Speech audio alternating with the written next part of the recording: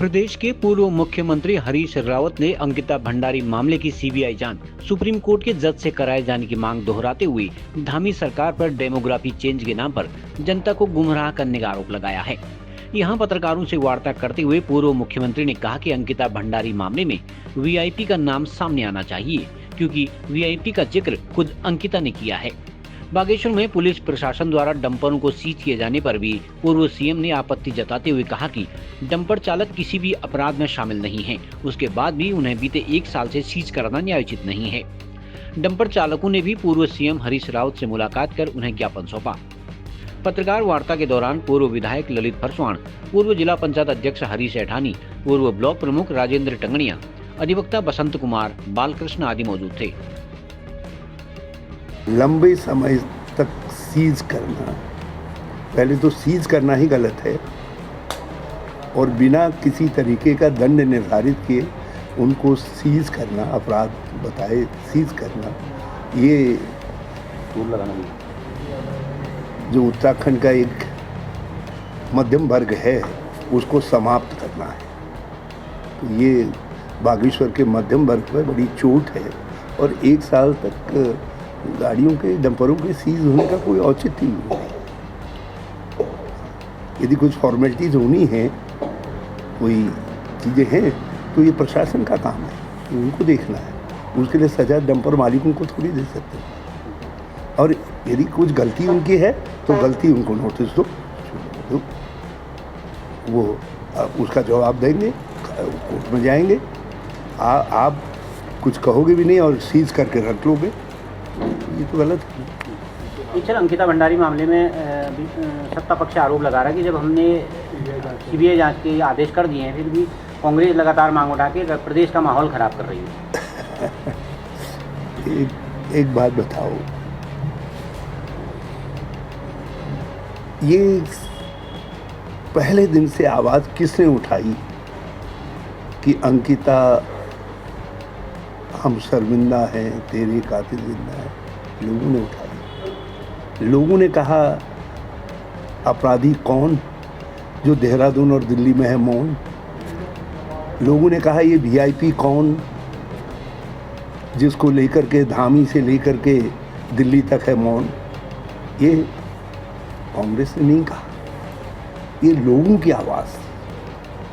कोई सड़क, कोई चौराहा ऐसा नहीं था जहाँ ये आवाज़ नहीं उठी। समय की रात पड़ गई, शोले थे, समय की रात पड़ी थी। उनके घर के अंदर के झगड़े के कारण जो है, भाजपा, दोनों भाजपा के हैं, दोनों भाजपा वालों के आपस के झगड़े के कारण कुछ तथ्य सामने आए, कुछ बातें सामने आई, तो उससे राख हट गई। तो फिर से वही नारा तो लोग लगा रहे हैं, अंकिता हम शर्मिंदा हैं, तेरे कातिल जिंदा है। यही तो कह रहे हैं लोग। अब आपकी डिमांड यही तो कह रहे हैं लोग कि वो वीआईपी कौन जिसको लेकर सब है मौन।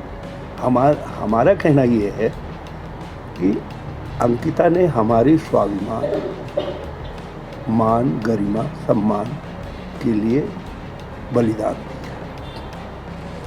उसके साथ न्याय तभी हो सकता है जब वो वीआईपी पर एफआईआर हो, वो कानून के दायरे में आए, क्योंकि अब वीआईपी है।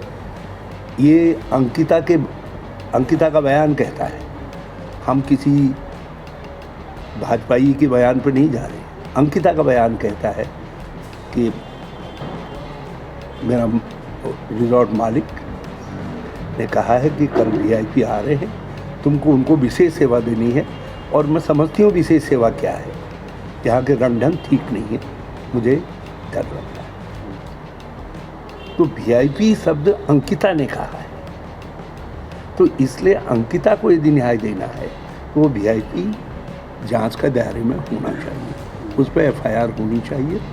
और एफआईआर उस पर न हो, उसको रोकने के लिए जिन लोगों ने रिजॉर्ट के अंदर साक्ष्य नष्ट करने की कोशिश की है, सीसीटीवी कैमरे तोड़े गए हैं, बुलडोजर चलाया गया, वहाँ आग लगाई गई है, वो लोग भी आने चाहिए। और ये जांच सीबीआई को सौंपी जाए, मगर सुप्रीम कोर्ट की देखरेख में सौंपी जाए। सर, एक जो किसान आत्महत्या प्रकरण कर रहा है, इस पर कांग्रेस का क्या रहेगा? ये प्रकरण बहुत गहरा है, इससे हमारी पुलिसिंग पर एक बड़ा भारी ज़बरदस्त दाग लग गया है, बड़ा ज़बरदस्त दाग लग गया है।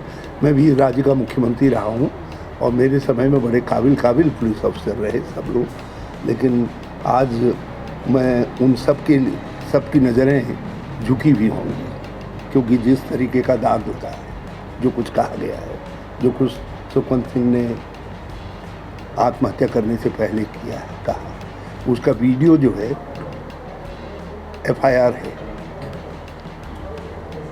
उसका जो डाइंग डिक्लेरेशन जो है वो वीडियो रखता है हमारे, उसको वो FIR है। वो सब लोग कानून के जद में आने चाहिए, चाहे आप VIP के ना, चाहे CBI के जरिए लाओ, या जो है उसको आप किसी और जरिए लाओ, लेकिन जो है वो कानून की जद में आने चाहिए।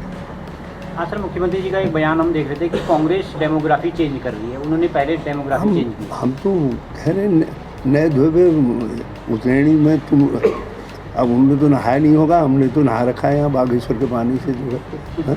अब एक काम करते हैं, तुम भाजपा ही कह के भेज दियो, हम ले जानो बागनाथ जी बोलते हैं मंदिर में उगले ले जैक 25 साल उनगले सरकार 15 साल वो सरकार में थे, 10 साल हमारी सरकार रहे, दोनों उसमें साल वाइज गणी दे सकनी कोई काम नहीं थे कि कैक समय में डेमोग्राफिक ज़्यादा चेंज है, वो साल वाइज बता दी।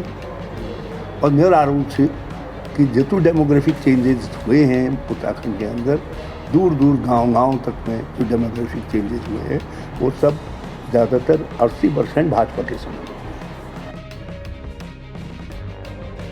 खबरों को जानने के लिए चैनल को लाइक, सब्सक्राइब और फॉलो जरूर करें।